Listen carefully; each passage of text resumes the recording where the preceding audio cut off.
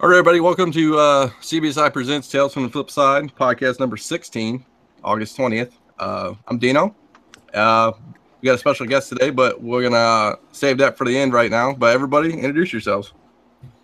Paul here. A little tired from the weekend, but happy I can make this show. Ben S. And it's a big weekend. College football starts, Big Ten country, OH. Ayo.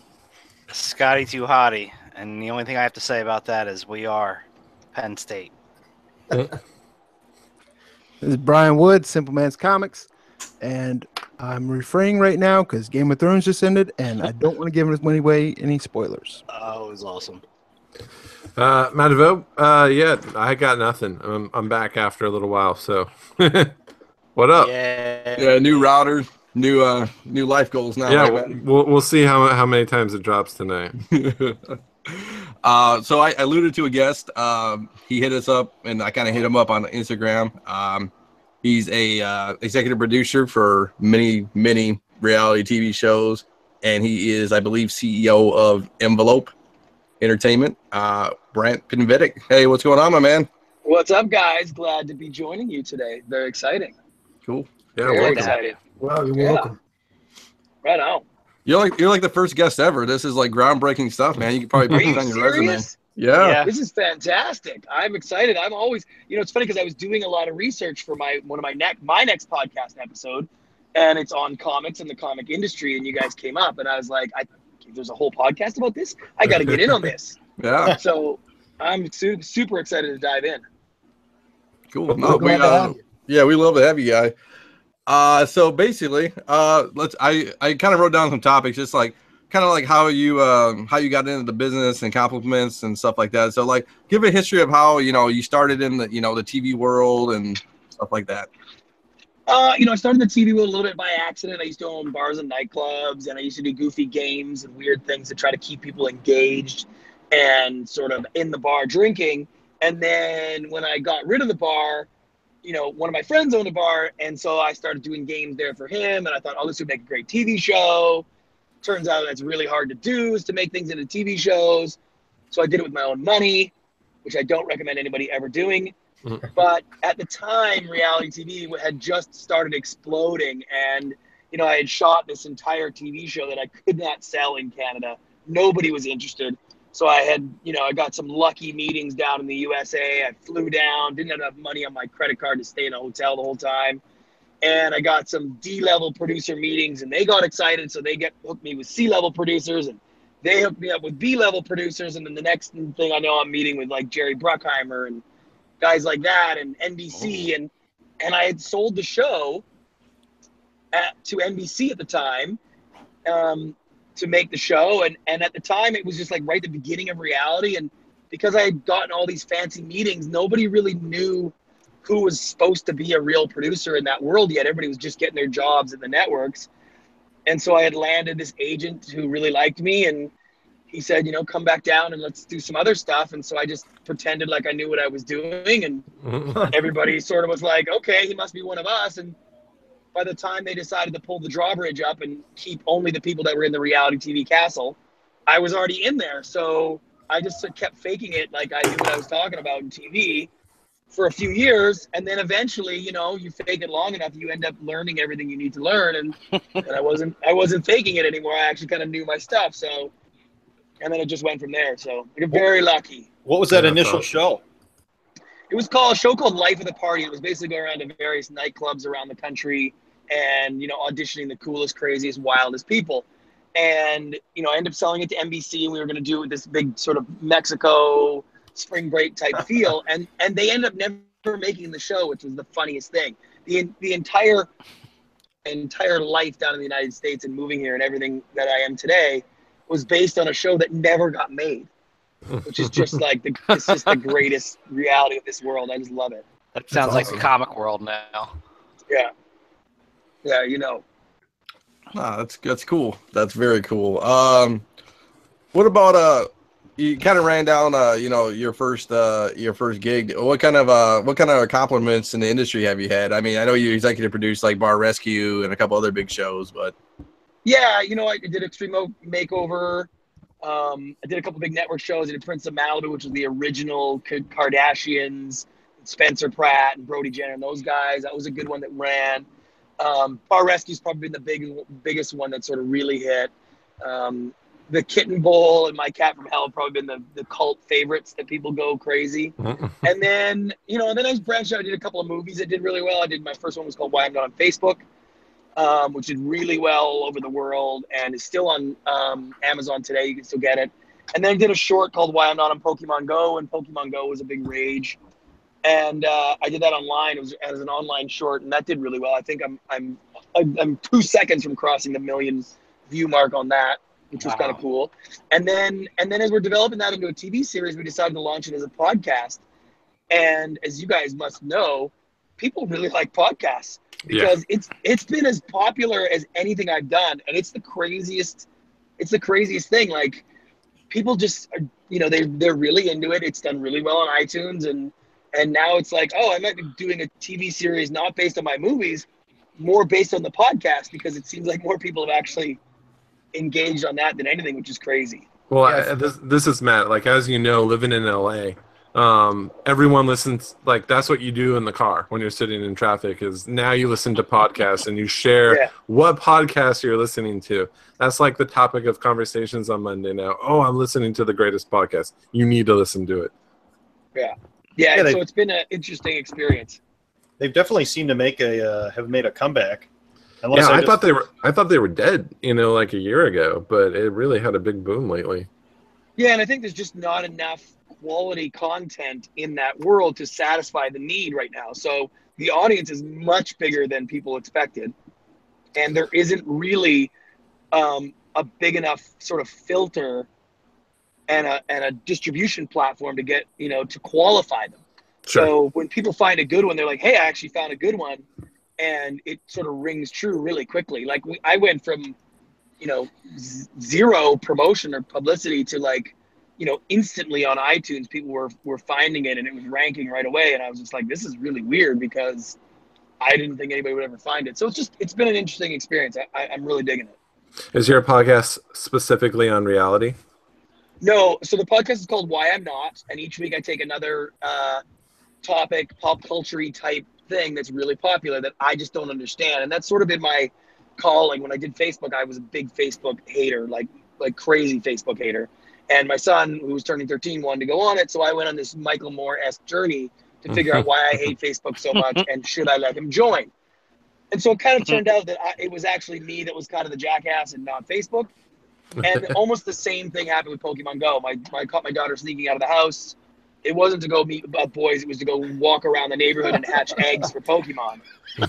So I thought this is the dumbest thing I'd ever seen. But I thought, you know what? Just because I don't understand it doesn't mean there's not something really compelling and something real quality there. So I went into that one the same way. And I walked through the process of learning all these things. And it turns out, once again, it's like, oh, Pokemon Go is like really good at what it does really well. And so I made a great connection with my daughter over that. And so in the podcast, each week I take a different topic and I explore it from a really neutral perspective. I admit fully that I don't know what I'm talking about, and I'm open to learning why people like it. So in the podcast, I did Why I'm Not a Politician. I did Why I'm Not a WWE Superstar. I did Why I'm Not a YouTuber. So there's all those things that people are happening. And this one that I'm going to be doing is like Why I'm Not a Comic Book Guy. And it's because I just realized over the last few years that comic books still exist. And that kind of surprised me because I didn't think that medium would be something in 2017 that people would have an affinity for still.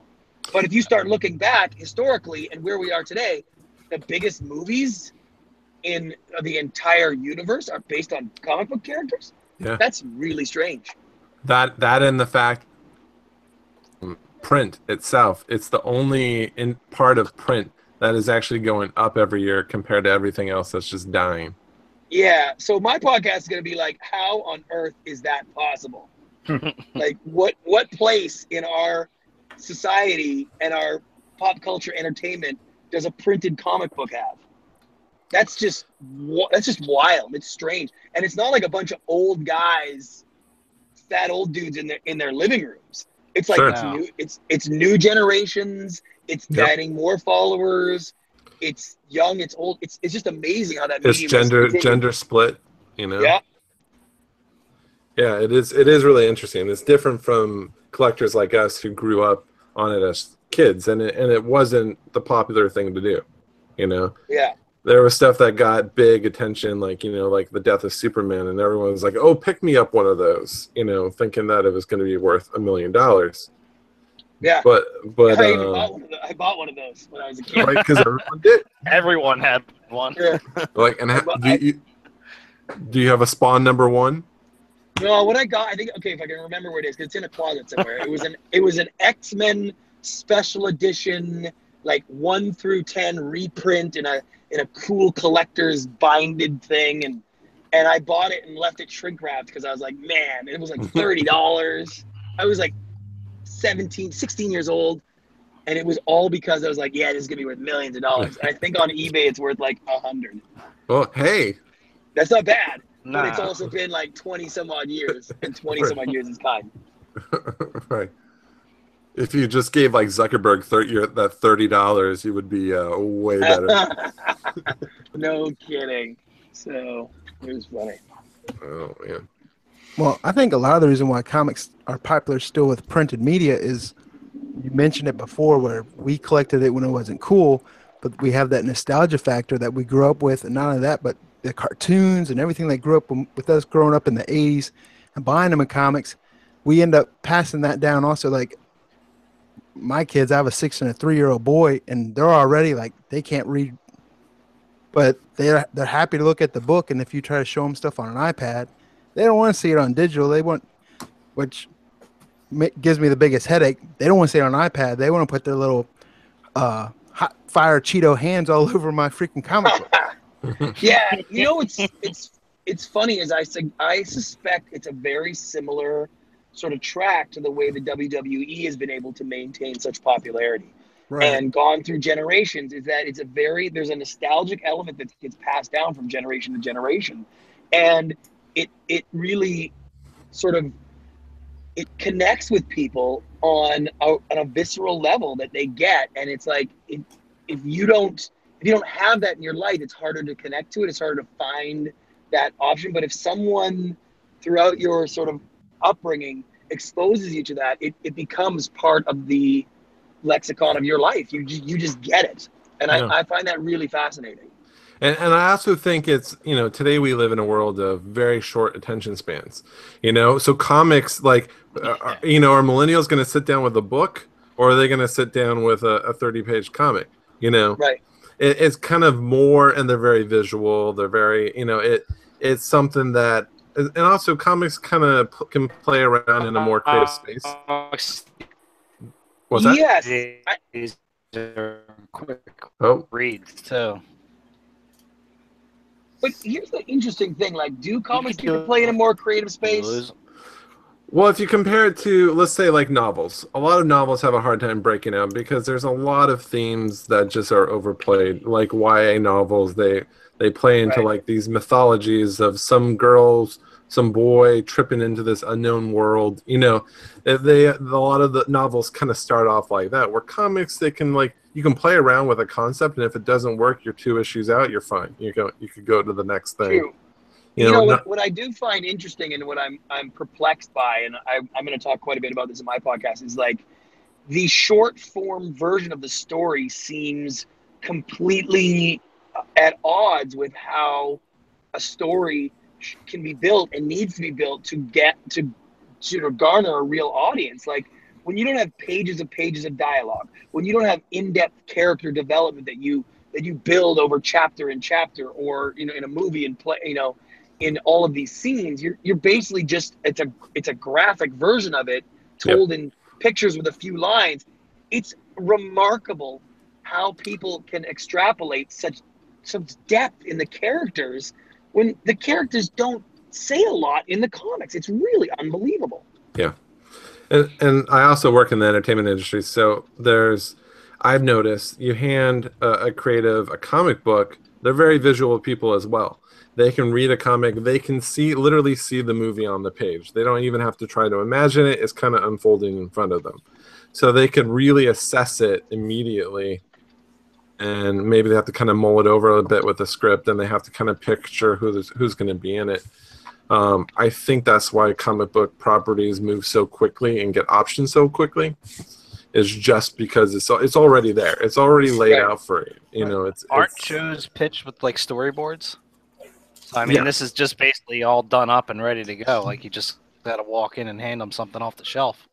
I mean, most stuff doesn't get pitched with storyboards. It kind of moves into that, the next wave. But I mean, well, and it is also from a storyboard is with a script. So you're talking about 100 pages of nuanced dialogue that gets noted and reworked and rewritten dozens, if not hundreds of times.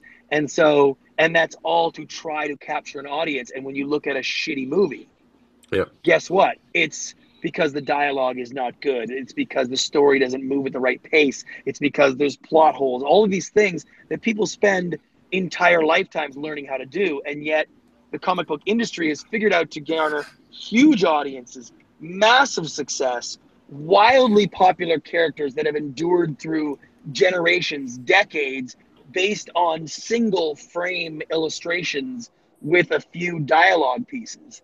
It's like, and so you almost wonder, like, how has that industry done it? But also it's like, okay, well, why hasn't other industries done that? Why aren't there romance novels like that? Why aren't movies more like that? Just picture slides that go through. Like, how have they carved out such an unbelievable segment? Hey, we have 50 Shades of Grey. And a sequel. Right. I think another part of it is, nostalgia-wise, now people have grown up and they have the money to buy those old toys and things, but they also have the money to buy an ongoing comic series for a show that they liked as a kid or whatnot. And maybe in the sense of the media field, hey, I really loved Iron Man as a kid. Maybe I can turn that into a movie. Yep. No, nostalgia plays a huge factor. I mean, into most evergreen brands, not just entertainment-wise, but toy-wise. Nostalgia plays a big factor in keeping it an evergreen property. Batman, Teenage Mutant Ninja Turtles, Barbie, for example. These things just keep getting passed down by generation by generation. So like Teenage Mutant Ninja Turtles, it's popular right now, but or it was more popular, say, like a year ago. But it was popular because it was popular when we were children, and so we're passing on that same stuff. Star Wars has been relevant because of that. Yeah, they know how to hook a new generation. Yep, absolutely.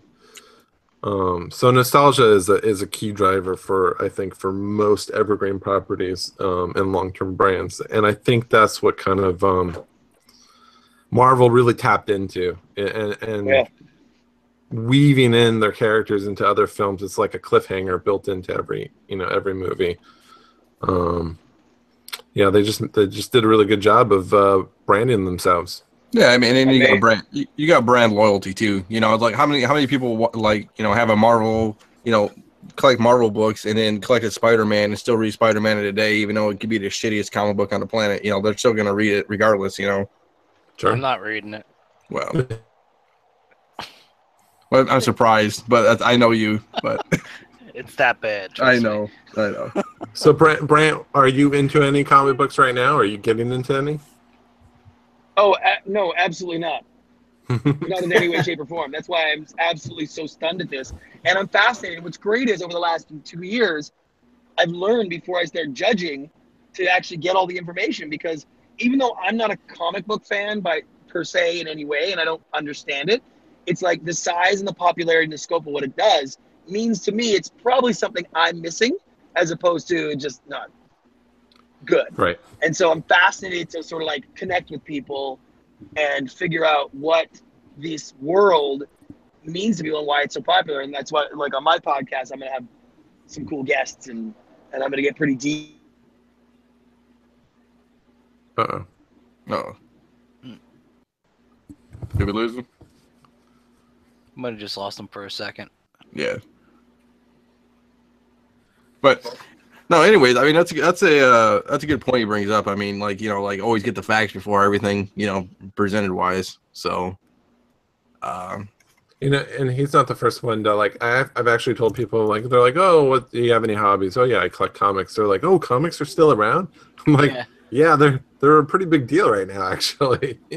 Which is surprising. Like I'll go into it later when it gets to my segment, but to see how strong the sales have been the last couple of years. Well, just tell him like I was telling my boss. I'm like, oh, there we go. I'm back. There Sorry, guys. Sorry about that. no, you're good. So yeah, you don't collect any comics, and you're gonna get your podcast. Have you read any? I mean, I read them a long time ago. I don't read them anymore.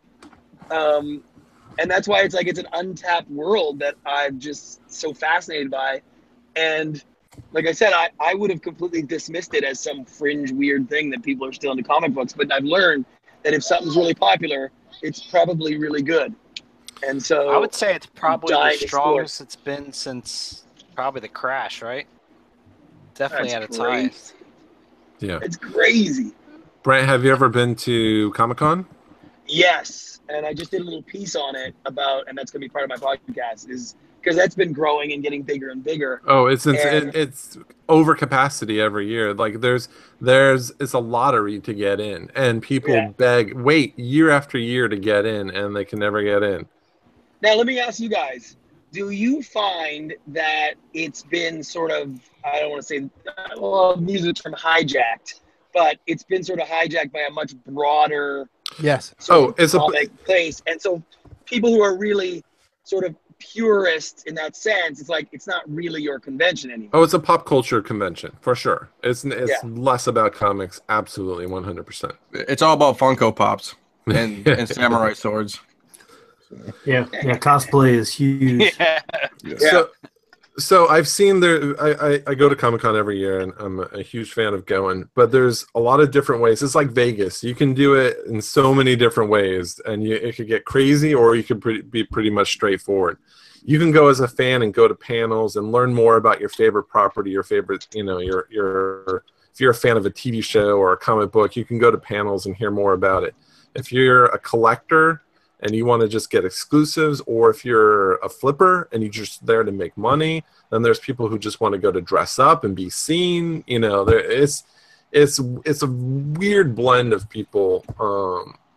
And yeah, it's less about comics, absolutely, but it's definitely a fun. It's a good way to see the pulse of the industry and see how vibrant and extensive it is. It's pretty vibrant. It is. I mean, it's a pretty that's what we were talking about earlier. I'm like, there should be a reality show about this. Yes, there probably should be. Well, I mean, Sci-Fi goes live to Comic-Con every year, so they do their sort of quote-unquote reality version. Yeah, we kind of came up with like this for number 3. It's kind of awkward, but we came up with like a pitch for an idea for a show because I used to watch. I don't know if anybody used to watch this, but MTV used to have a show called True Life, and it used to dabble in different aspects of life. Of I have OCD or something like that. Like it's interesting. Like I thought they would always have one like bring it back and like I'm an eBay shipper or eBay buyer seller. that would be a great television show. Just got to like living at the post office for the next like 5 years or something like that. But that would be good. That's a good episode for sure. Yeah, we thought about having like our own show, like like a comic book show focused on flipping and working conventions and stuff. I mean, I see like there's like Comic Book Men on AMC, and there's a couple more comic book shows. You think in the future you're going to see more comic book reality shows, maybe? I mean, it's tough because at the end of the day, the only thing that television in its traditional sense has is a broad appeal. As soon as it starts to get too niche, it becomes very competitive in the online space, and online is just kicking the living crap out of it. So it's very hard to drill down and make sort of niche-based programming. So I think it'd be harder to do.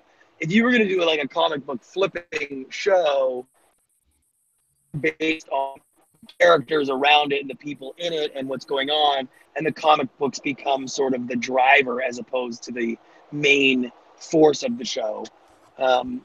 So it's a little tougher. Television's having a real tough run right now. So I think the push is to try to be as broad as possible. What if we promise a lot of cat fights? Yeah. Now you're talking my language. That helps, right? Just get Mel and Jimmy on it.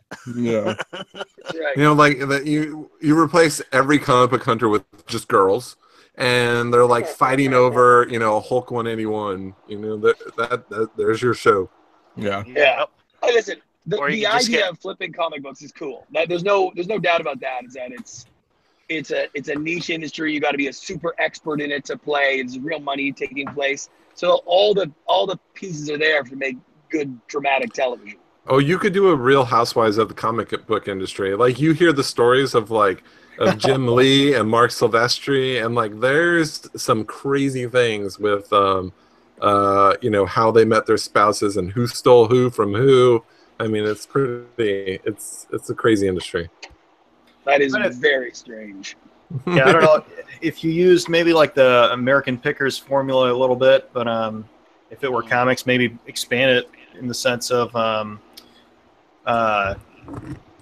video games, collectible video games that you can flip. You know, there's sneakers, there's old toys, Yes. there's all that stuff. Yeah, I know what you mean. If it were just comics, you definitely have to put. If you added more to it, it'd be a broader audience.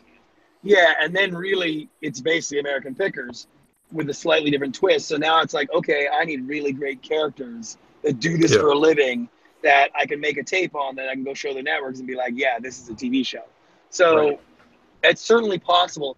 It's just the bar is still quite high. It's really hard to get a show in the air. So it just, all things have to be exactly perfect to make that happen. Well, that's a good question for you. So, looking at reality TV, when everyone's getting their entertainment a la carte on like Netflix and Hulu, and you know, people aren't going to reality TV the same way that they used to, because it used to be just it's on, you kind of come across it, or it's just in your queue. You know, how has that affected you? It's made me quite miserable and very jaded, and I'm looking for a new job. No, I'm kidding.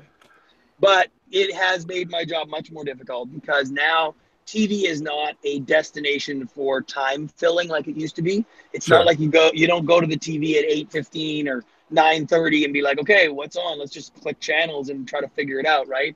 There's so much less of that than it's ever before. So now you're talking about destination programming, and that's really hard to do.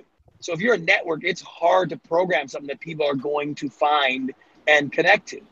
Right. And the less swings they take, the less shows I sell. The less shows I sell, the less money I make. The less money I make, the more grumpy I get. So it just makes everything a little harder. The competition's a little harder, and it's harder to get stuff on the air. And my business as a business, like, it's fine being a television producer. It's great. I have my name on the credits. That's all cool and everything. But, you know, I run a business and I employ people. And for my business to survive, I need marketable, bankable revenue. I need to know how much money I'm going to bring in this year versus how much I'm going to spend, so I know how to plan. And I used to be able to do that. I was the president of a very large company, and I used to be able to predict within a few, $100,000 $1 million where all these revenue and expenses are going to be. And that was the business. Now I can't tell you anything that's going to happen.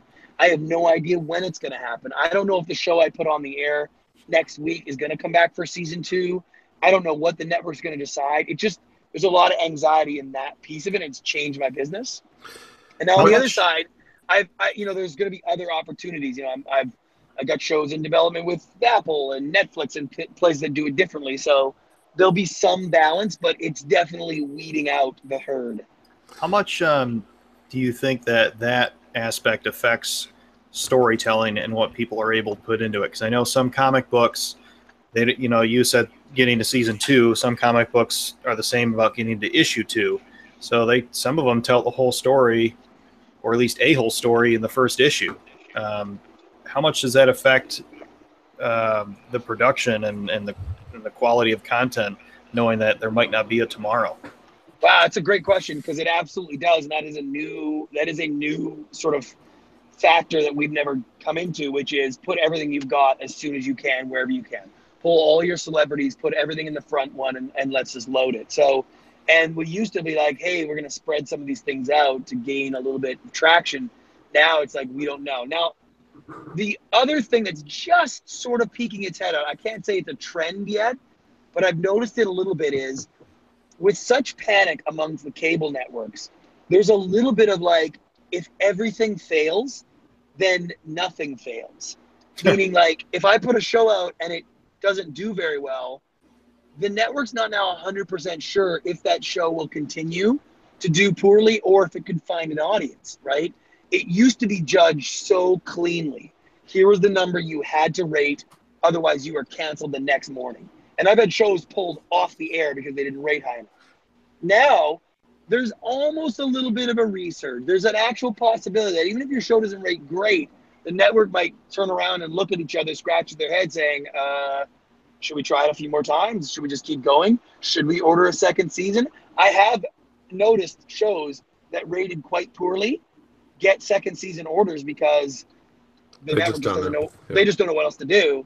And maybe it finds an audience. Who knows? I'm praying for more of that. And I guess a perfect example of that would be like Firefly, because Firefly was it like 3 season, boys, 2 or 3 seasons, yeah.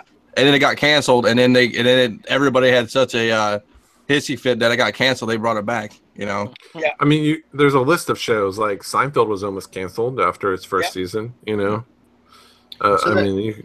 So then at that point, let's say you've put all your cards on the table for the first few episodes or few whatever. You set the bar so high. Is that where good producers, good writers, where you have to rely heavily on those aspects to keep your show popular because you have to live up to the previous expectation you've already set because you were doing that just to stay alive? Yeah, and that actually counts from season to season as well. It's a little bit less episode to episode because you've more than likely produced all the episodes, turned them into the network, and then you're just crossing your fingers. So, you know, you put everything you can to make the first episode great, and you just struggle to make everything else work. But season to season, upping the bar, upping the delivery, what you got to put together is a real challenge because, you know, once the Kardashians do these things, now all of a sudden it's really hard to match that. And all of us are feeling that, like, oh my God, we got to do another season of this. How do we keep these things going? And sometimes you screw it up. Sometimes you add too much to the formula and you, like, you know, quote unquote, jump the shark. And it happens quite a bit. When you were talking about time fillers before, I noticed that a lot of people spend a lot of their time on YouTube going, you know, quote, the new reality TV. Like, I know, like, my kids watch a lot of unboxing videos and Minecraft, you know, walkthroughs or Star Wars Battlefield walkthroughs. I mean, it's kind of crazy how much time kids spend on YouTube specifically. And I know it's really hard to monetize off of YouTube. Oh my God, it's impossible. Do you think there's a way for someone else to claim that market somehow? Where there's, like, you know, on your smart TVs or your Apple TV, the same, like an app that provides that type of content, but in a more controlled atmosphere that's just not freeform, you know? Well, it's really tough because there is a expectation and a habitual viewing patterns that the audience and our culture is stuck in, and we will be stuck in that for another many decades. And so I notice YouTube, Amazon, Apple, their programming, their next programming wave is in long form television. They're buying 30-minute episodes from me. They're not buying 2 and 3 minute episodes. So because the audience has a very split personality, you know, my daughter and my son will flip through YouTube and watch and actively click and go through, but there is a difference between, okay, I need to, you know, metaphorically just sit on the couch and just watch something, between actively seeking out enjoyment and entertainment. And those are two different things. And they are not having good luck crossing over. Right. It's really hard for YouTube stars and celebrities to make or even appear in long-form content that anybody even gives a shit about. And it's almost impossible for us, long-form content creators, to make anything on YouTube that has any relevance whatsoever that anybody cares about. I mean, I've been producing television for well over a decade, and I had my first viral video like 6 months ago, and it was based on a pet turkey I had and nothing to do with my business. It sounds hilarious. Yeah. So it's like I couldn't manufacture one, I couldn't create one, I couldn't design one. I couldn't figure out how to do that if my life depended on it. And I'm supposed to be one of the great sort of reality creators of our business, and I couldn't do that to save my life. So it's crazy. Very different skills. It's interesting what people fall into. I mean, you think about Minecraft, you would have never thought that people could have created a career around just playing that game all day long. Yeah, just with simple blocks. I gave up after like 10 minutes. I was like, I don't know what the hell this is. I still walk into my thing and I still walk in and ask my kids, why do you like this game? I don't understand the graphics. They're like, it's supposed to be like that, Dad. So, have you guys ever seen the South Park? When they talk about Minecraft? I love that one. Oh man. It is interesting, and I know, as you know, from a studio level, you know, it's hard to compete with just feature films competing with Netflix and Hulu, and I mean they can move in a space that studios they can't. You know, it's, you know, we're still trying to move in a theatrical, in a theater space where people are, you know, staying away from more and more. Well, here's the thing, right? Like my company is partnered with a huge movie studio right now, and their main goal as the movie studio is simply massive celebrities and movie stars doing wildly passionate projects of theirs, because that's the only thing they can think of that's going to get people to actually go watch these things, because it's just so difficult.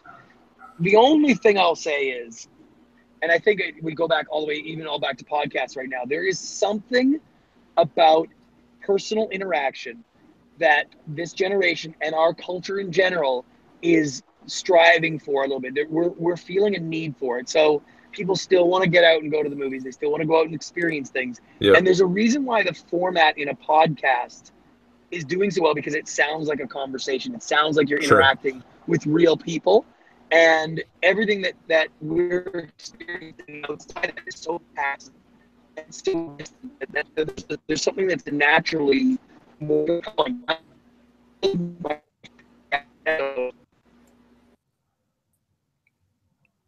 I think you went through another tunnel. Yeah. Oh, can you hear me? Yeah, we thought the T1000 got you. You cut out about halfway through that. Oh, sorry. What I was saying is that there's, you know, I noticed it in my podcast is that my very first episodes were very presented. They were very, sort of like almost like an episode of television in the way I would structure everything. And they didn't resonate as well as the later episodes when I was just bullshitting and chatting and being much more off the cuff and having a natural conversation. People responded to those episodes even, you know, more emphatically, because there's a conversational element. So I think that if the medium continues to have sort of that theatrical based feel, they'll continue to survive. And there's going to be a few new changes in the theatrical movie experience. And one of those things is going to be this sort of all free movie pass. You pay $20 a month and you can go to as many movies you want. And there's going to be a lot more of that, to be like, look, we just want you to get you out in our place and sell you popcorn. Sell you $30 popcorn. That's right. And what's interesting, because I think a lot of those movie theaters will eat a lot of that cost, because they're going to make it up in popcorn and sodas and food. You know, I don't know if it's going to fall back so much on the studios, because the studios, I think, are still going to expect the same type of pay terms, I guess. Yeah. That they're using. I mean, it's going to be tough with Netflix and those guys getting into their own theatrical world. Yeah. It's tough. And as public companies, they can spin and spend money with none of the same requirements. Yeah. Netflix is a real company. $20 billion in debt. Yeah. And so it's like, you know what? I got to make money every year. Otherwise, well, I don't really have a company. Whereas they can just spend money and talk a good game. And their business is not about a business. Their business is about stock price. And Sure. I do a lot of consulting for high level sort of public company CEOs. And one of the hardest things for them to realize is when they go public is, okay, you don't make widgets anymore. You are not in the business of whatever your business was before. Your only business now is stock price. Right. And the only thing that drives stock price is talk and interest and basically a sales presentation. You got to get people interested in what you do. And you can't do that on your own. You know, you got to have stuff to talk about. It isn't that you had a great quarter. That just doesn't work anymore. Yeah. No, sure. Sounds like flipping comic books. Yeah, exactly. Yeah, you know, we're talking about Minecraft and how that just came out of the blues. I think it's part of the fun as much as it's part of the frustration to find the magic of what is going to draw people in. And you were saying about your podcast, how the first one didn't resonate well.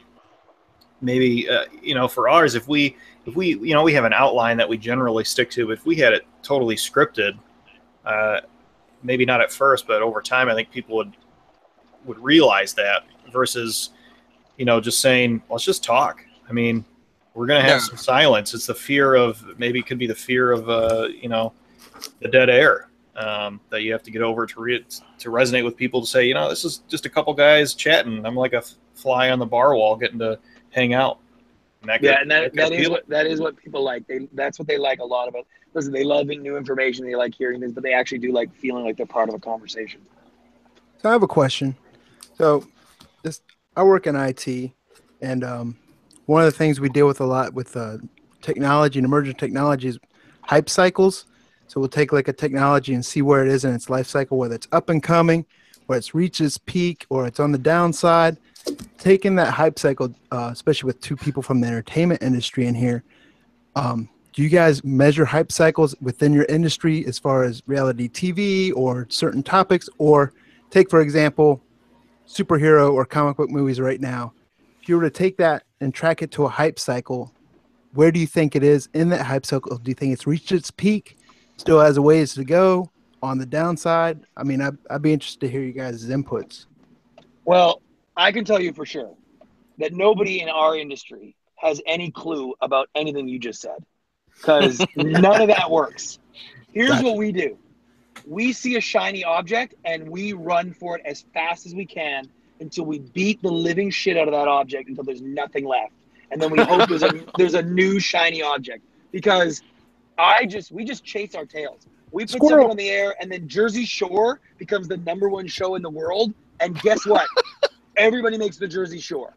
When a superhero comic book character ignites and Iron Man does amazing, which, let's face it, Iron Man, not really a popular character before it hit. You know, it's like, and so it's like it hits. Guess what? Everybody's going after comic book stuff. As soon as those things stop working, there'll be something else. Hype cycle, that's all sounds great. It's all technical stuff. If you could actually track things, we're not smart enough to do that. And the reason is that we deal in an industry that is based on public consumption, and the public is an enigma wrapped in a riddle that nobody understands. Yep. Because it's like you just don't know what they're going to respond to. And you said earlier, your kids watch unboxing videos. Well, you know what? I make a lot of money. Everybody in my industry makes a lot of money. We're supposed to be super smart, and nobody in the entire industry would have said, you know what I think will be popular? People unboxing shit at home. Yeah. Let's make a TV show about unboxing things. Right.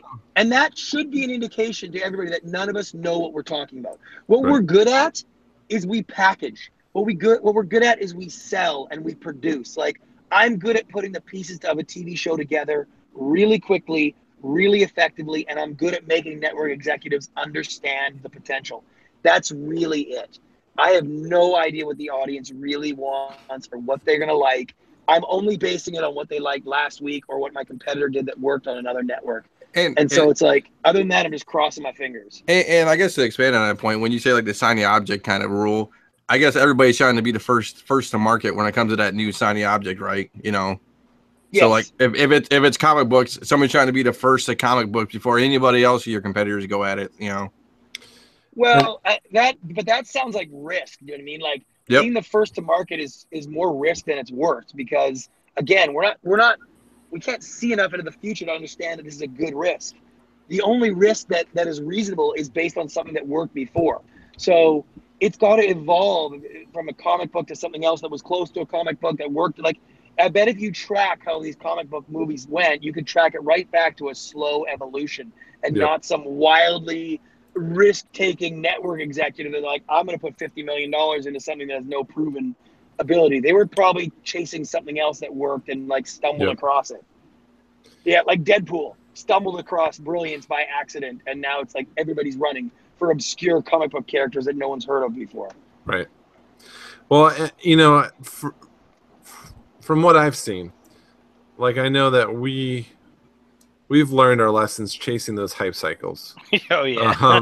Well, because you know when you're looking at Netflix and YouTube, studios aren't nimble enough to chase hype cycles. You know, they just can't. It doesn't work for them because you can't make something that takes a year, at the quickest, and get it out to a point where it's still relevant.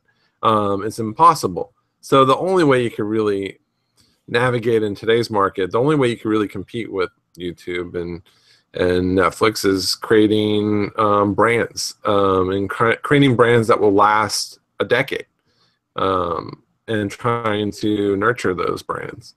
That from what we've seen, from what I've seen, it seems like that's the way you got to go. Is basically create a property that you can own and control. It's the Disney way. It's the way that Disney's been doing it for the past 40 years, you know. So hopefully, I don't know. It's but from your perspective, it's a bit of an anomaly, right? What was that? Like Disney's a bit of an anomaly because they have an anomalous system with this. So creating and owning bank on it is a very unique system that they have. Oh, sure. No, they're a machine. Absolutely. I mean, they might as well have their own. The money? They do print their own money. They literally, well, I think they stopped now, but they used to print their own money. You know what I think? I always think of Disney like being Beverly Hills Cop. Was it number 3 when he goes to that Disney World Park and they counterfeit money? That's what I think. When people say Disney prints their own money, they're like printing out funny money and then changing it to real money. Well, it's interesting because you think of Disney as this huge company, which it is. It's a massive company, but then you take a good look at like Apple. I mean, they can control whatever they want, and they're just not. You know, they're controlling this one specific space, but it's once they throw their hat into a ring, it will be interesting to see where they move to. And I kind of want to expand on, you guys were talking about like market reports and stuff, because Scott came up with his great spreadsheet, and I want to kind of shine a little light on this for market report in comics and show how strong the market is and where I kind of started at. So, okay, yeah, I just basically wanted to see how the release of the comic book movies affected primary sales. So this has nothing to do with the secondary market. These are just everything I got was from Comic Atron. I don't know if that's the right way to say it. But basically, what I did was the first thing I did is I went back to 2004 and I just went by sales in dollars and then sales in units, and I just basically tracked the whole year. Now, basically, in case anybody doesn't know, I'd say the first, real comic book movie of this era was probably 2005, Batman Begins. Sin City and V for Vendetta were all released that year. Then 2006, 300 was released. And then we have 2008 was The Dark Knight, along with Iron Man and Hulk. So that really started the Marvel era. And then basically, everything else from there. So basically, I was kind of curious to see what the numbers would be from basically 2008 and on, when Iron Man came out. And I was pretty surprised at what I saw. For the most part, sales didn't increase until almost 2012. Does everybody have that graph? Yeah. Yep. Yes. So for the most part, it kind of seems like they kind of stabilized from 2008 to 2010, 2010, 12-ish area. It's kind of weird. I kind of thought so I guess basically the Iron Man effect took a few years to really kick in. And then it's interesting to see, from 2012 on is when I'd say the boom happens. And I'd say most of us, that's basically when we started getting back into it. Was 2012 when Avengers hit theaters? I forget. That's exactly it. Yep, 2012 is when Avengers hit. So I'd say, Iron Man, I think, probably stabilized the market. But I'd say the Avengers was probably the one that really gave it the boost. Do you guys think that the movies expose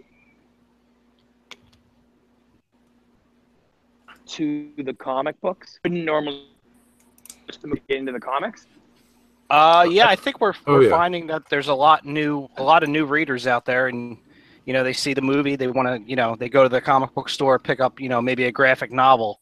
They might not be picking up the newest issues, but they want to read the story that they just saw on the screen. Like I was in the shop, and when you're standing there, you overhear every conversation. And people would walk in and be like, "Oh, I just saw Deadpool. Do you have any Deadpool comics that I can read?"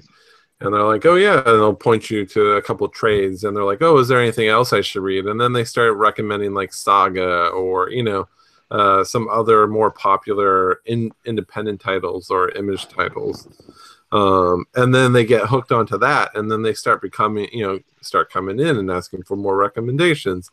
I've seen that trend happening a lot. For the past 5-6 years. Yeah. I think well, also Deadpool, what I think might go ahead.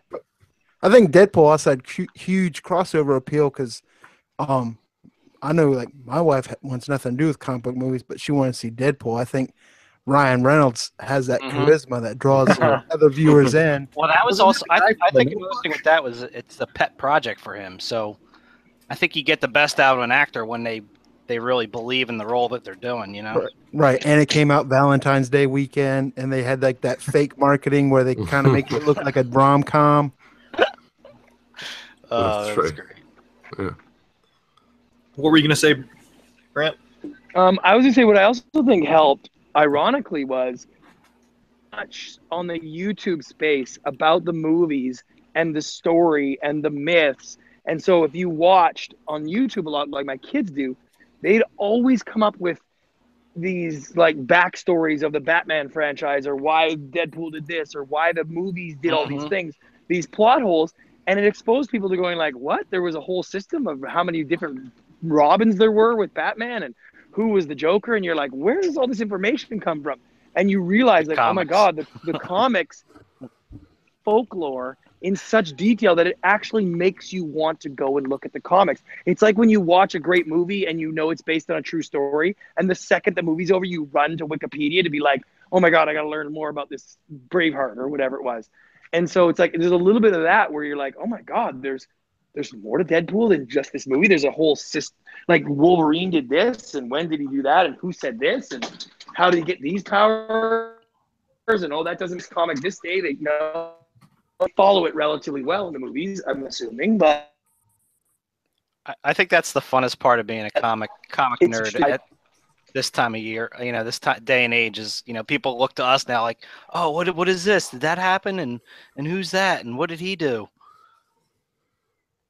Yeah, and the other part too is like, like I guess we are the so-called experts of it. So I mean, it's like we know the knowledge, and like all the new people won't. So I mean, plus you have 60 years of knowledge, through comics, even in the 40s and 50s with the crime era stuff that can bring back a lot of things, that people have, So it's like there's, like you said, there's more Robins, and plus there's more backstory to like Batman and Superman than just 4 movies or 5 movies that came out, that can be brought apart, for like they have enough storyline for 30, 40, 50 movies if they really wanted to. We're basically comic book evangelists. Pretty much. Let me tell you about the good news. I'm trying to think of some way to call us like neo comic, but I can't find something that works and nor is appropriate. Yeah. All right, so back to the boring numbers.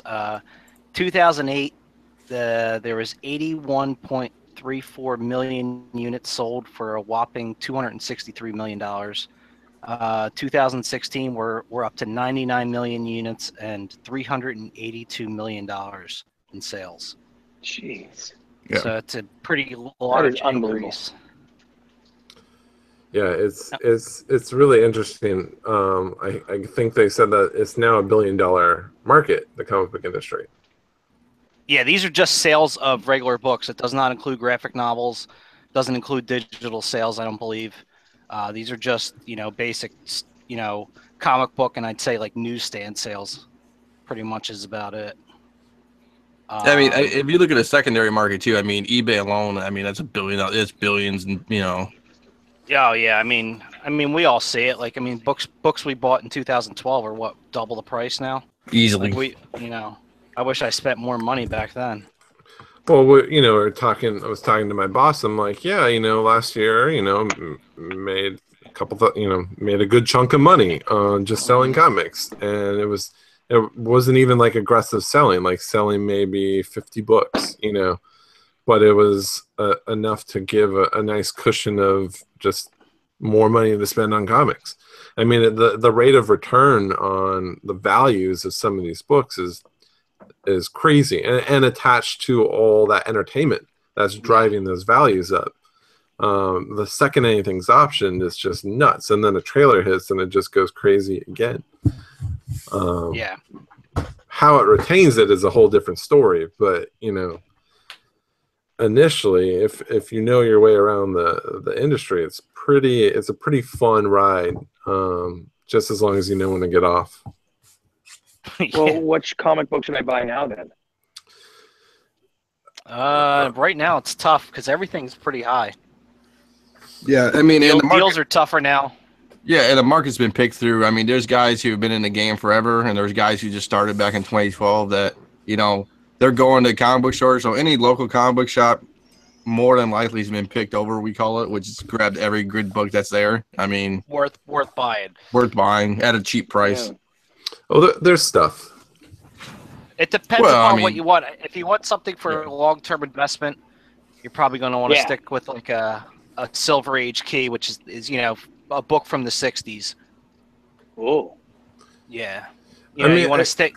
You probably want to stick with something, Amazing Spider-Man, Fantastic Four, something with a big name. Yeah, X-Men. I mean, a good way is just to look at conventions and see what people are dressing up as, like the most frequented characters that you see. And you know that when there's such a fan base built around a character that a couple hundred people want to dress up as it, and show it off, there's something to that character. And if that character hasn't taken off yet, it will. Like I guess Harley Quinn's a pretty good example. I mean, she didn't take off until, Suicide Squad-ish, right? Right. So, I mean, but everybody was dressing up as Harley Quinn. I mean. Yeah, and then there's the up and down market where, well, first there's speculation as far as, hey, are they going to make a saga movie or TV show ever?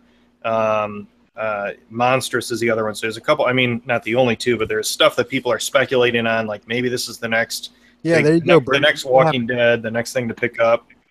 But and then there's the up and down cycle of Harley Quinn, for example, is down right now. But as soon as she gets a trailer or, there's news for the next Suicide Squad movie or even a solo movie, the comic books, her first appearance that are graded high grade will bounce right back up. But those are kind of like hard entry books. Like, you still have to plop down, $500 on a raw first Harley, or, if you want a high grade, you're still looking at $1,000. That's not just easy money to throw around and hope that it bumps up. But finding those new characters that haven't quite taken off, I mean, that's where people should be speculating. What are the most recent Deadpools? Who's the next Deadpool? Who's that fun character that people are starting to take to? That's what people need to look at. Interesting. Yes. Yeah, there's a lot of ins and outs. All right, I'm just gonna buy up some comic books then. You could always hit Dino up. He'll let you know if it's worth buying or not. That's right. Always. Right. That is cool. the next part of my research, I wanted to see how the market shares changed through those years. You know, you figure with the Iron Man movie and the Avengers, I kind of thought that, you know, Marvel's market share would have increased, but it actually decreases from its high of 2008 and 2009. It was at 45 and 44%, and then 2010 it drops down to 33%, which I kind of found strange. One thing I did notice, though, is at the time, Image's market share starts to increase. So I think the Image and also the other publishers, which I only went through Marvel, DC, Image, and IDW because they were the top four. Which ties into pretty much what they said, like Walking Dead hit TV in what, 2010? 2008. There's a lot. Walking Dead plays. Yeah, started in 2010. There's some good comments in the YouTube. Yeah, 2010. So yeah, I mean that's why market share went up on the Image probably. Yeah. Image went from 2009. It was 4%. 2010 up to 5%, and then it went to 7%, then 9% up in 2012. And this year it's at 11.5%. Yeah. Marvel's sitting at 37%, DC's at 27%, and then IDW's at 4%. Yeah. But you look at how topical comics are. You have Netflix getting in bed with Millar World, and you have Fox buying into Boom, and you have Amazon getting into Robert Kirkman's company, Skybound. I mean, they're not only just buying up property, they're now holding the whole company on lockdown because they don't want stuff to move around around the studios like it's done in the past 15 years. And that's probably like a good thing with like Wolverine. You know, Wolverine, wasn't he part of Fox for a while? Wasn't that what it was, Matt? Well, All Mutants. So yeah, All Mutants, yeah. I mean, when Marvel came out of bankruptcy, their whole plan was to farm out all their characters. So Sony had Doctor Strange, Ghost Rider, Spider-Man, and then Fox had Fantastic Four and the X-Men. And then, Paramount had Iron Man and Hulk. And then Universal had a bunch of characters. I mean, they were spread out everywhere. Yep. So once they got to a point where, the rules were pretty much the same thing. You have to make a film every certain year, a couple of years in order to retain the rights. So that's when you look at Spider-Man's, that one wasn't so good. It felt a little rushed because it probably was, it was because they have to crank them out. And the same thing with the X-Men's. Does one feel a little rushed? Probably, because it was rushed to get through. It'll be interesting to see what happens with Fantastic Four. How fast are they going to move on that? Are they going to let that go back to Marvel? It's how Marvel was able to pull themselves out of already making all those deals and pull their properties back is really impressive just from a deal standpoint. Correct. Is that the Disney effect? No, that was pre-Disney. That was all. That was like Kevin Feige. Feige. I mean, like he's the linchpin to that whole world, and the fact that Marvel is relevant today, it's pretty amazing how they were able to bounce back. There's a reality show in there somewhere. It'd be really interesting. I mean, there will be probably a movie about how Marvel was made. The Marvel Universe was made in the several decades into the future, but because it's interesting, and what will be interesting to see what happens with Marvel in their next wave. Like once all these actors are kind of done and too expensive to retain anymore, do they keep that momentum going with a new crop of actors? My guess is yes, just because they weave all their characters into each other, that it's kind of like passing a baton, How long will it keep going? As long as I guess people want to keep seeing these movies. I think as long as they keep putting out quality. Yeah, but even then, people like let's say you're not a Thor fan. You're like, Thor wasn't my thing. But you know that Iron Man, you love Iron Man, so you're gonna go see Iron Man. You're like, oh, Iron Man's in this movie too. I'll go see that. Oh, I didn't like it, but I'm still going to go to the next one. There's something about how they've been able to, I guess, just weave their characters in. I mean, it's like a soap opera. You're invested into the characters now, so you feel inclined, like you have to, like you're going to miss something if you don't go. Well, Fox kind of did that with X-Men, where they just they basically took all the different characters and then just started after, and now they got a whole new, and like most people don't even remember Halle Berry and stuff like that. That's like all in the past. That I didn't think it would actually work, but it worked pretty well. Sure. Yeah, I mean, like the Marvel Universe is becoming is it 10 years old now? When did you say the first Iron Man was? 2008. Yeah, we're coming up to 10 years. Yeah. So it's time for a new wave. Yeah, I think a lot of the big success with the Marvel Universe also is that it's one of the first time comic book movies actually stuck to more of the source material rather than just using the character by name and then making up some other story that loosely adapts the source material to it. Yeah, that made a big difference. So go ahead. What made that such a big difference is that we're just calling it the Rotten Tomatoes age, where information now is shared so quickly between people that reviews can make or break films before they even get started. Sure. And when you have an entire sort of industry of fans around the character, and you don't do it right, all of them, even though it's a huge movie-going crowd per se on a dollars and cents, but the word of mouth becomes so terrible, kills your movie. And conversely, when you put out something that works with the core audience, that word of mouth is like, great movie, held the story, and that brings in non-fans to be like, oh, that sounds cool, I'm gonna watch that. Well, a perfect example is, it's not a comic book movie, but Baby Driver. That's not a movie that would have became popular, but everyone was like, "Oh, it's so cool! The soundtrack's so cool! I really loved it." People were just all over social media talking about it. So then it just kept chugging along. Hangover was the same way. Yeah, Hangover. Yeah, exact same way. You look at look back at that trailer and you're like, oh, this movie looks terrible. But then you get into the movie, you actually see it, and it's such a fun concept. And then they kill it with two more iterations. Well, they only stop making movies once one of them stops making money. So right. Movies like Hangover, you can tie back to American Pie, which you can tie back to Porky's, which you can tie back to Animal House. There's always that. Yep, always an R-rated comedy in play. But when now there's a big story, don't worry. Or you haven't seen one of those for a while. That's because the studio execs are all going, yeah, people don't really like the R-rated comedies anymore. There's not a real market for it. And then the second Hangover hits, it's like, we'd like to see some more R-rated comedies. Do you have any? And by the way, I do the exact same thing. I do the exact same thing every day. Absolutely. Something works, and it's like, I'm in. The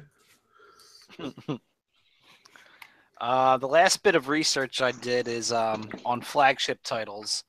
What I did is I just picked 1 month out of each year, and I just went to basically the highest title. So I picked Batman, Detective Comics, Spider-Man, X-Men, Hulk, Thor, JLA, Walking Dead, and Avengers, and I just tracked their sales each year. If there was like a #1 issue or like a big event where there was a lot of variance, I kind of disregarded those numbers and just tried to keep it to regular issues. And it's pretty interesting to see. The DC numbers are crazy once New 52 hits in. Yep. I don't know if you guys are seeing that, but Batman went from 2010 to 63,000 copies to 133,000 in 2011. Yeah, that's when New 52 came out, as in the chat. Yeah. And JLA went from 48,000 to 142,000 in the same time. What else? Detective went from 37,000 to 89,000. Oh, and then look at Walking Dead. It went from 31. Yeah, Walking Dead is crazy. Yeah. In 2008, Walking Dead print run was 23,000, and each year it just steadily increased a little bit. And then what happened after the show, basically 2011 to 2012, went from 31,000 to 57,000. Yeah. So what's that? Double. Basically the end of season 2, probably. Well, you gotta remember the first season came out in Halloween of 2010, right? Yeah. So, And even before that, Robert Kirkman was making an insane amount of money on trade sales. Like even before that show hit, the trade sales was in the top 10 on Amazon, which is a really hard place to crack. Yeah. That's one thing I did notice, that the trade sales Walking Dead was number 1 every year. I mean, it's insane. I mean, that's where he made a buttload off of those trade sales. That's when all the comic book, that's when everyone started looking at Image a little closer, because they're like, I can make a whole lot of money on my own and not deal with Marvel and DC. And that's also kind of why their quality has gone down, is because they don't have the best writers anymore. Yeah. And what I found interesting, I don't know if you guys know, Walking Dead print run in 2016 is up to 85,000.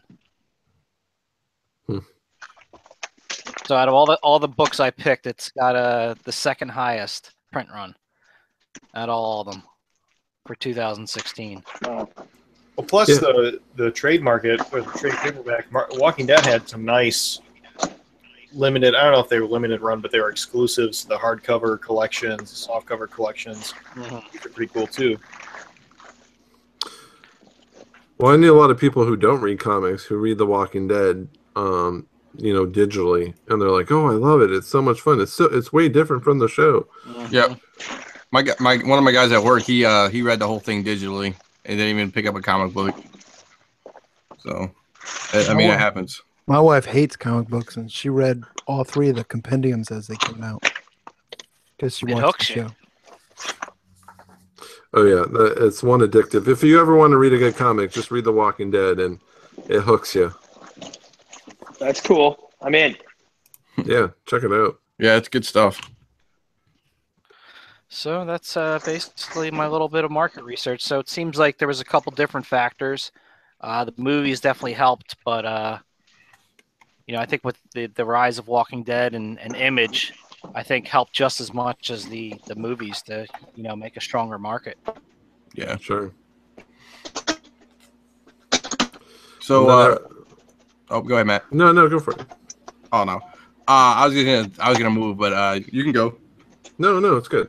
Oh, go for it. No, that's okay. So, Brent, do you have anything you want to promote or? Well, I'm about to get ready to release my second run podcast. So anybody who wants to see how these first 8 episodes went, you can go to whyimnot.com and see any of my episodes for some fun ones. Okay. Do you want to repeat that again?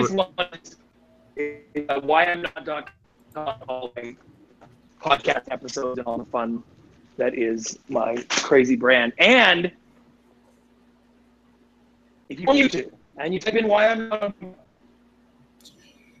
you can just watch a couple minutes of it just to give me a few so I can get over the damn million that I've been waiting for.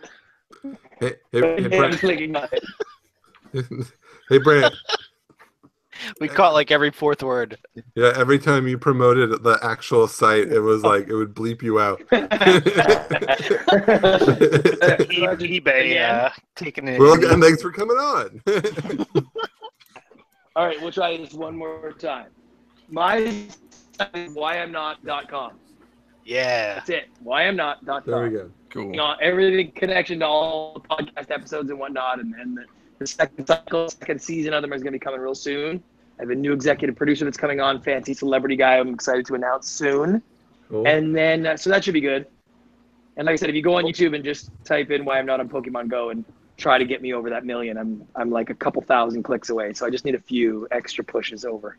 Well, Brant, once you mentioned what your podcast name was tonight, I subscribed to it myself as soon as you mentioned it. So you got one. Yeah, that's right. Put me up on the iTunes chart a little bit higher. I like it. So, Brant, did you say you're starting a new podcast, or are you going to continue after the 8 episodes that are currently on iTunes?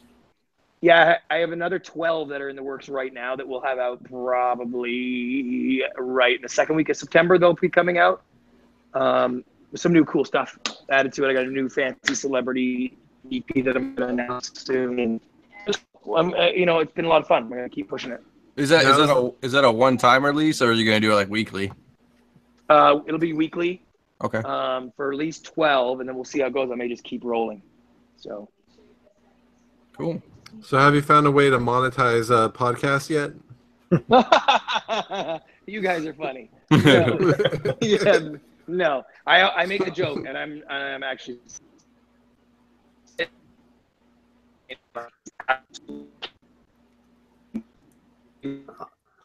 Oh, he's giving us the secret. Yeah.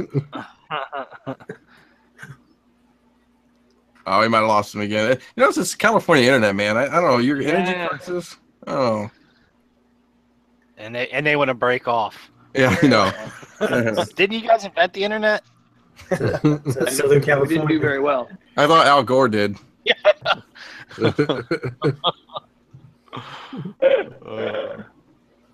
Brent, you cut out again.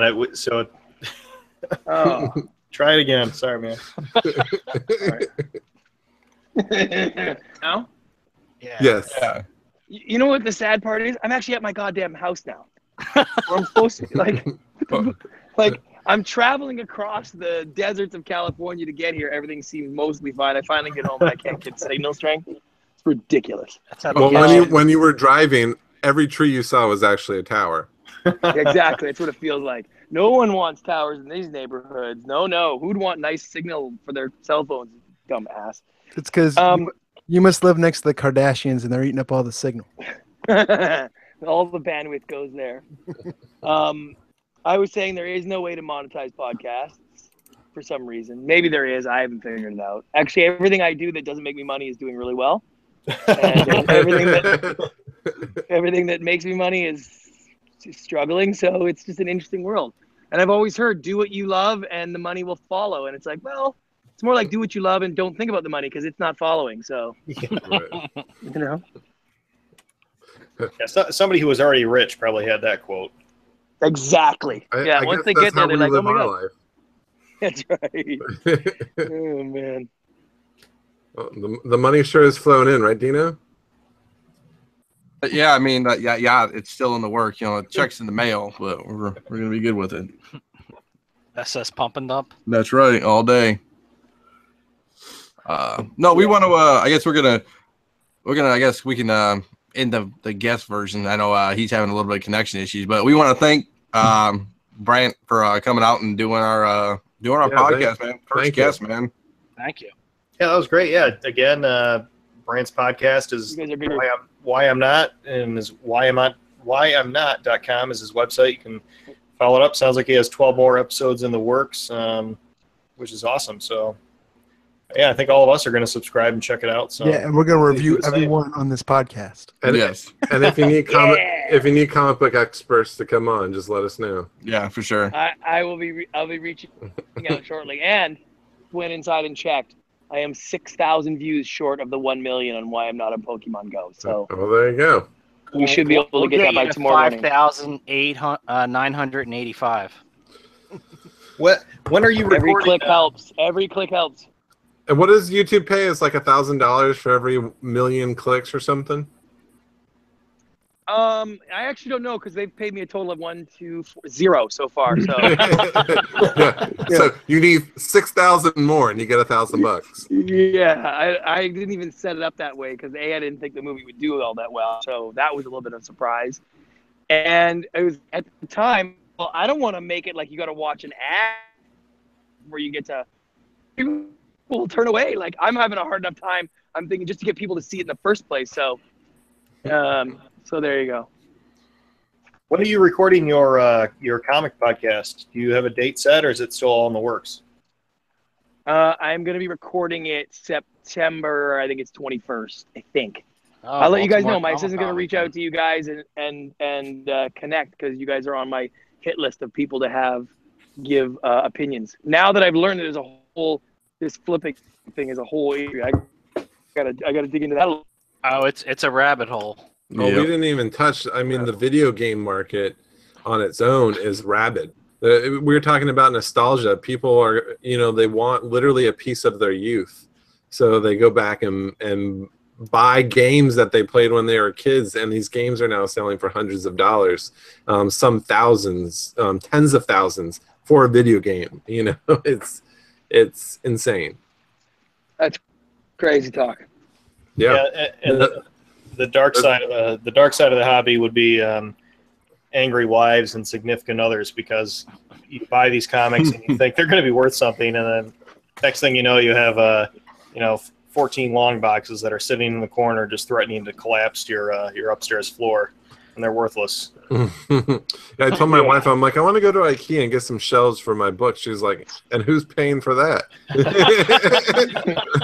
I'm like, wow, okay. I'm like, but we could go to Michael's 20 times a week, That's great. All right, boys. Thank you, sir. Thanks. All right, Appreciate it. Bye-bye. Thanks, man. Yeah, Sweet. That was good. That was a neat, very neat perspective. Yeah, it was really, really interesting. Yeah, It was everything you would expect from a California internet signal, but he was on mobile, so we'll give him that. Hey, Yeah. I've been pretty good. So I think I stepped California up a couple notches. I think so. Yeah. No, I was just being facetious. But no, I think Scott, I think that market stuff was great, and if his assistant reaches out to Dino or whoever, maybe we could use some of those charts and whatnot on his comic show. I have to check out his iTunes show myself and see what it's all about. Yeah. And it's got. Do you want to post that up on the flip page? Yeah, I'll post that. Anything you guys see in the data that jumps out at you? I thought the Avengers. Did you look at the Avengers? Like 2013, it just dropped into flagship titles. Like, yeah, it went from 127,000 all the way down to 47,000. They fucked it up royally. Yeah, it got bad. The stories got bad. Most of their titles dropped dramatically. It's funny though. You look at like Thor and Hulk. I guess Totally Awesome Hulk's doing well. He's selling 89,000 copies. Yeah. In 2016. I think someone was talking about it. Maybe it was just in the G Plus page. But you look at the recent Thor trailer and how Thor and Hulk are kind of more like, it's like a buddy cop feel where it's like those are, if I would have looked at those two characters, I was like, those two cannot be the most comedic characters out of the Marvel universe, but something works between the two of them. The humor out of every movie they've been in has been between their interactions, or even them individually. Did you ever watch that Thor special on YouTube where he's like what he was doing during Civil War, and he was like living with some guy in Australia, and where he was making like a roast in his room, and it was really funny stuff. But Thor, I don't know what. I think that's kind of moving over into the comic world where it's a lot more fun to read. I haven't read any Totally Awesome Hulk, but Hulk is kind of a hard title to read because it was the same thing. How do you do the mindless monster over and over and over and make it interesting year in, year out? You can't. Yeah, and like you said, he's mindless. So his dialogue, and then the same thing with Thor too. It's like Thor's dialogue. It's like. It's terrible. Yeah, it's terrible. They suffer from. Yeah. I could never read Thor. I don't even know if I've ever read a Thor comic other than, the iteration that he had in like the Ultimate Universe was pretty much the most Thor I've ever read. And I think it's the closest he is to the Marvel Universe.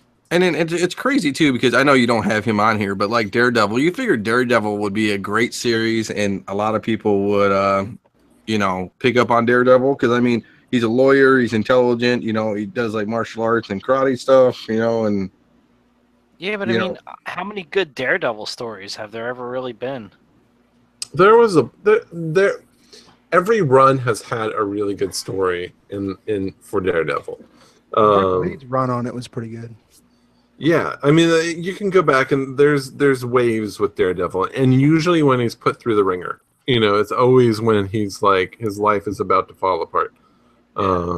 He's one of those characters that is just fun to shit on because he's one of those because he's real. He's not a god. He's just a guy in a suit. And when they play that up a little more, it becomes a little more interesting. But you know what's funny? It's like Batman's just a regular dude too. You know, he doesn't get shit on. You know. Yeah, but you think about like Batman's badass. One of my most favorite Batman books is, I think it's Grant Morrison's The Nail. All these aliens have pretty much captured this group of aliens come down and they capture all the Justice League and they trap them. Batman escapes and one guy says, well, it doesn't matter, he's just a human. And Superman says, like, you have no idea, he's the most dangerous person on the planet. And Batman goes systematically and takes each of them down, and then frees the Justice League. And like that's a perfect Batman. That moment for me was like, that sums him up. He's the smartest person in that DC universe, and in a way, that's a special power, you know. And most capable too. Yeah. I saw something on Facebook that was something about Daredevil. Was it the Bendis? I googled it. Was it the Bendis and Malieve? The Bendis run. Yeah, the Bendis Malieve run. He just has Daredevil has just literally almost everything taken from him. That's what I was pointing to, where they really just shit on him. He was just. Well, that's when they came out with his identity. You know, that's when it was all released. And even Kevin Smith wrote Daredevil for a little bit, right? He did Daredevil Father, I think. Oh no, he did. He did he did like what, a 15 issue run. Yeah, during the Marvel Knights run. Yep. Yeah, you're right. And that was actually a really good read. That was when like, oh, Kevin Smith is a really good writer, and then he started doing new stuff, and then just wouldn't finish it because he got too busy. So one of the interesting things about Thor, looking at Scott's chart, I actually liked, what was it, God of Thunder, which was like during 2011, the whole when Jason Aaron was doing his run. Yeah. And then he stayed on it, but when it picks up in 2014, right? That's when they switched over to a female Thor. Yeah. Female Thor, yeah. And then it went down. Yeah, so I don't know if it was the hype of, who's going to be the Thor, or because I didn't like it as much myself. But I mean, it held for a year. So I mean, it held, and then it didn't drop until 2016. Right. I mean, it's still selling 50,000 copies. So I think that's a lot for Thor. Like, yeah, I would agree. If Marvel Publishing was smart, they would look at what works they would see that buddy relationship between Hulk and Thor, and make a Hulk and Thor book. You know, like, why aren't you're doing that? every goddamn other team up and right. Well, like, and it'd be like Power Man, like Luke Cage and Iron Fist. You know, yep. You can make it just like that. You know, what's wrong with just seeing two superheroes going out, beating up thugs, and just having fun? Yeah, you know? Like that would be kind of fun to see. Yeah, you could actually probably put it in a cartoon more than anything. You know what I'm saying? Totally. Just put it in a cartoon, and like it's almost like, you know, it's like Teen Titans, but you know, with Thor and Hawk, and they just go on crazy adventures. And yeah, the medium, whatever medium you do, definitely limits or totally expands what you can do with the story and characters. Well, the fun thing about the recent Marvel movies, and you look at Ant-Man and Spider-Man Homecoming, they're really funny. And, you know, they're funny movies, and they're not just action movies, but they're pretty much comedies. I mean, they're doing good movies. So I think they're just that's a space they need to play in a little bit more, and I think they need to play in that space in comic books as well. Yeah, sometimes they get a little too serious. Yeah, like I can't read any more big event books. I just can't. Like I gave up. I'm totally out on metal for that reason. I'm just like, I just can't do it. I just can't do it. and it could be really interesting, and I am interested in it, but I'll just wait to see how it ends, and then maybe I'll go back and read it all. Yeah, even on UD, Coy is just saying how atrocious whatever he's reading is. Secret Empire, yeah. I mean, I gave up on Marvel like after Age of Ultron. That was just terrible. And I hate to say it, but you know what I liked about the 80s and the 90s? Just characters popping up in books. That was fun. Like, Spider-Man's in his book, but he pops up in this random book. I'm like, that's fun. I want to see Spider-Man interact with Cloak and Dagger, or I want to see the Hulk interact with Captain America. But the fact that they have like huge event. Yeah, it's just to have this event driving, like, oh my God, the world's gonna end again, and everyone's so upset, but this person's almost gonna die, and it's just. Yeah, you don't need everything to be so dramatic. You know what I'm saying? Just true. Yeah. Well, it used to be a yearly thing, and now they're doing 2 or 3 a year. It's just, even 1 a year is too much. Not only that, but like before the podcast, we were talking about Game of Thrones and how these last 2 seasons are shortened. And HBO wanted them to do more seasons, but the creators said, no, we're good. This is how many we're doing. Well, Marvel's doing the opposite. They do these event stories, and then halfway through it, they're extending them. Oh, we're going to do another 2 issues. Yeah, it's because they do such a terrible job. They got to fix it. You look in the 90s, there was always new villains and new superheroes popping up constantly. Like X-Men would weave in like a new team of X-Men, and they're just taking mutants away now. But you look back and they were always releasing new characters. Think back of like when the most recent villain was, and I could only think for like Batman Court of Owls and DC for like maybe Grail, and I can't think of many Marvel villains that are new. How I just Googled it, Matt. I want to ask you the mutant property. How many people own mutants in general? Because it's kind of spaced out. The Gifted is coming to Fox, yet they own all mutants. FX has Legion. They own all mutants. Those are all Fox properties. So is FX part of Fox, or am I? Yeah, it's like FX stands for like Fox something. Like I think is abbreviation. Yeah, it's abbreviation for Fox. Yeah. The drinks are hitting, so never mind.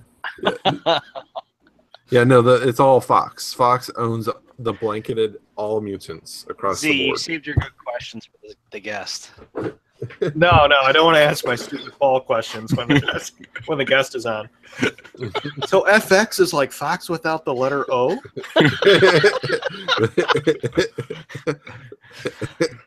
He just won't ask you for any market research there, Chief. It'll be okay. Yeah. So, his secretary's going to say, or his assistant's going to say, yeah, great show. Can we just cut that one guy out? Shit. Paul's a Chum Lee of our podcast. Just he has sexy legs and could do thunder kicks. Speaking of cutting. That's my old intro. Here's the new one. I apologize. You would. Hello, this is Dr. Fraser Crane. I'm listening. I'm kind of skimping on my Paul's problems lately. To be honest, I was embarrassed for a couple of those I shared. I thought I'd try and slip into the dark a bit, but hey, we're here to entertain, so I will tell you a little story that happened to me just the other day. For my job, every now and then I get to wear hospital scrubs, and so I got to work and I was wearing scrubs, and I made it a habit recently to carry a pocket knife, but there are no side pockets rather on hospital scrubs. So I had it just in the waistband, and so just the clip was on the outside. So I pull up to the back of our building, get on my car, get my shit together, and I got to walk in, and all of a sudden I'm just yanked back violently from the side. I'm like, what the fuck? And the clip on my pocket knife caught my side mirror of my car, bent it all out of shape. I'm like, what the hell?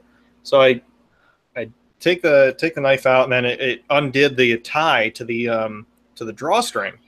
So I'm like, okay, whatever. My mirror was fine. I'm not fat enough to rip the whole side mirror off, thank God. But so I go to redo my tie in the front, and I pull, and I keep pulling. All of a sudden, a big ass chunk of the whole fucking drawstring is out. It somehow broke the drawstring. So here I am at 8 a.m. in the morning, barely awake, and my pants almost fall to my ankles because my pocket knife caught the part of my car. I'm like, God, what the fuck am I going to do? People are going to start coming to the office soon, and here I have pants that won't stay up. But luckily, I had an extra Commando? pair. Yeah, no, Commando doesn't matter because my pants. There was nothing to hold the pants up anymore. The drawstring was broke. Anyway, thank God I had an extra pair of pants, scrub bottoms in my cubicle. What did you call those extra pair of pants, Paul? Yeah, my oh shit diarrhea pair of backup clothes. You gotta have them. Hey man, you gotta have them. Can I ask the obvious question? Why were you taking a pocket knife into the hospital in your scrubs? No, this was at our office location. I do take a pocket knife into the hospital when I wear my scrubs, though. I just made a habit to always have a pocket knife on me. I mean, Paul works in the hood. I do, yeah. Dino trained me in Detroit. That's right. So I thought it would be in your Diana Ross bag of clothes.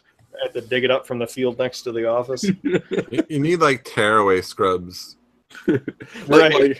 Like the NBA players used to wear the snap offs. Yep. Those were the worst pants ever. Every time you did it, you're like, fuck, now I gotta button these things up. Yeah, I remember that shit.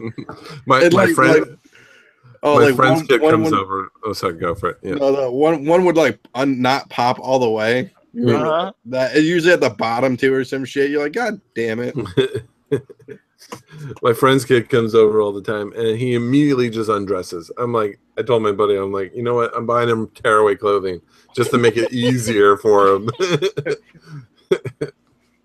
The poor kid's gonna be like a porn star in the valley or something. They just chill around in the underwear. Or what are you talking about? Yeah, he's just walking around in his underwear. I'm like, is this cool? Is this a thing? He's like, yeah. He just when he's in a place that he's comfortable, he's just, Kid doesn't like clothes. No, he's like in the middle of Outback, just like whatever, man. It's all good. So I literally said, I'm gonna buy him like tearaway pants just so it can just.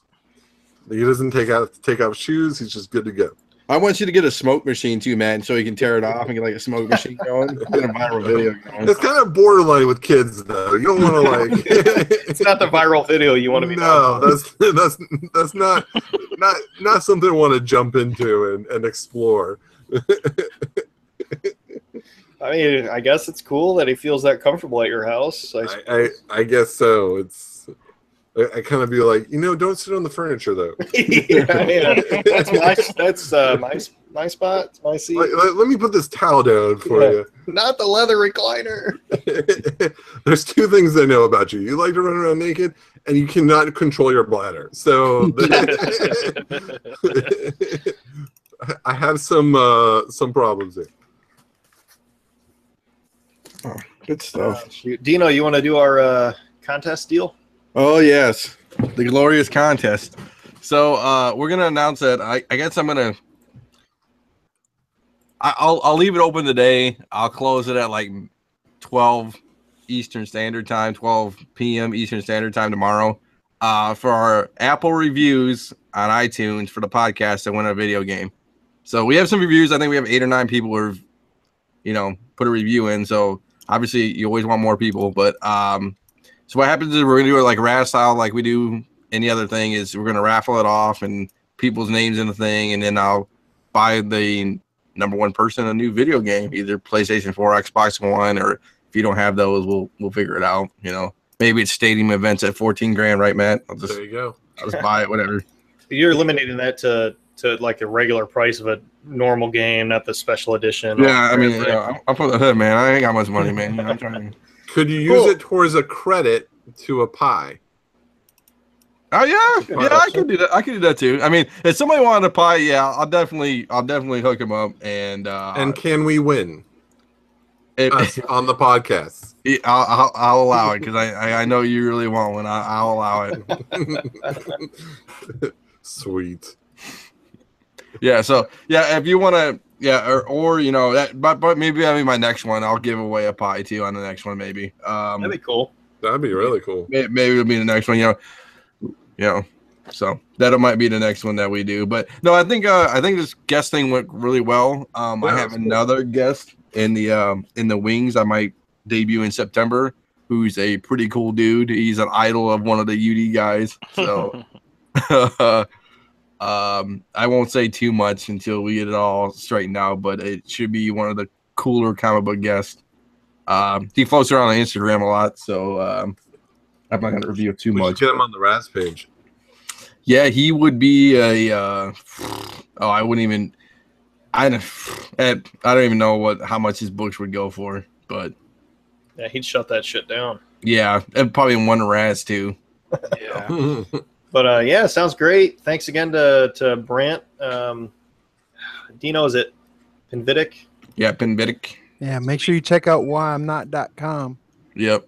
Yeah, Why his not podcast what? sounds awesome too. We'll see if maybe we'll hear one of us on his comic podcast. Who knows?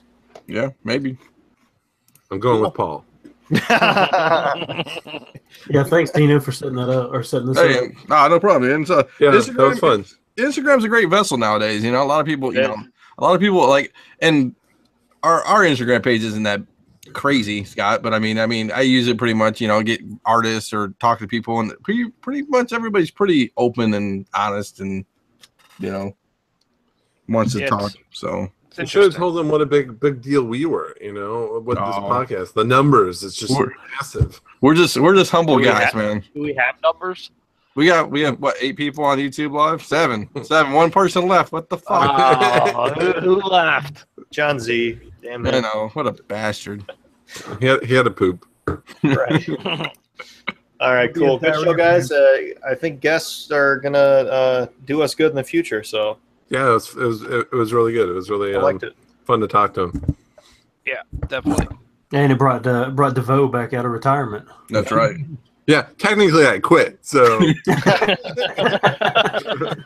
I assume that the podcast just ended, but I guess you guys have been doing it for a couple weeks now. All right, cool. Thanks for listening. We'll catch you later. Thanks, guys. Thanks, everybody. So yeah. Take care. Peace.